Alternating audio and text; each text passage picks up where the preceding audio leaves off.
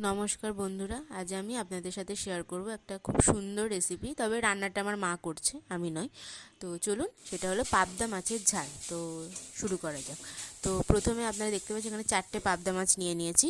তো পাবদা মাছগুলো ভালো করে ধুয়ে আমরা এতে নুন, হলুদ এবং সর্ষে তেল মাখিয়ে 5 থেকে 7 মিনিট মতন রেখে দেবো। তারপর আমরা মাছগুলো তেলে ভেজে নেব। আর তেলটা ভালো করে গরম হয়ে গেলে এক এক করে মাছ আমরা ছেড়ে দিচ্ছি এবং তারপরে ভালো করে হালকা করে ভেজে নেবেন, খুব বেশি ভাজার প্রয়োজন নেই। এবং মাছগুলো ভালো করে ভাজা হয়ে গেলে তারপরে ওতে আমরা ফোড়ন হিসেবে, সেই মাছ ভাজা তেলে ফোড়ন হিসেবে আমরা কালো জিরে দিয়ে দিচ্ছি এবং তার সাথে আমরা যে কালো সর্ষে বাটা, সেই সর্ষে বাটাটা দিয়ে দেবো। আর সর্ষেটা কিন্তু আমরা অবশ্যই নুন আর একটু কাঁচা লঙ্কা দিয়ে বেটেছি, না হলে তেতো হয়ে যাওয়ার অনেক সময় সম্ভাবনা থাকে।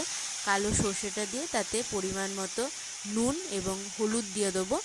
আর চিনিটা লাস্টে অ্যাড করে দেবেন, যদি আপনাদের অপছন্দ সেক্ষেত্রে আপনারা না অ্যাড করলেও চলবে। আর তারপরে আমরা ভালো করে একটু নাড়াচাড়া করে নিয়ে ওতে আমরা জল অ্যাড করে দেবো এবং জলটা ভালো করে ফুটে গেলে যে আগে থেকে ভেজে রাখা পাবদা মাছগুলো আমরা দিয়ে দেবো তাতে।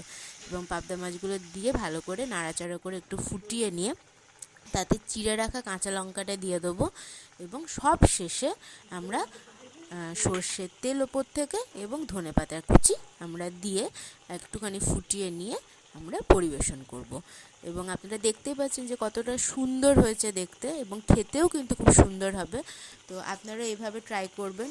এবং গরম ভাতের সাথে পাবদা মাছের ঝাল খেতে কিন্তু জাস্ট অসাধারণ লাগে।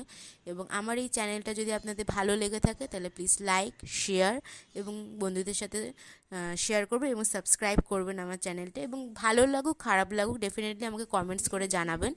আর এটা কিন্তু আমার মায়ের একটা রেসিপি। আর এরকম নিত্য নতুন রেসিপি পাওয়ার জন্য আমার চ্যানেলটা সাবস্ক্রাইব করে দেবেন। তো thank you so much and take care, by.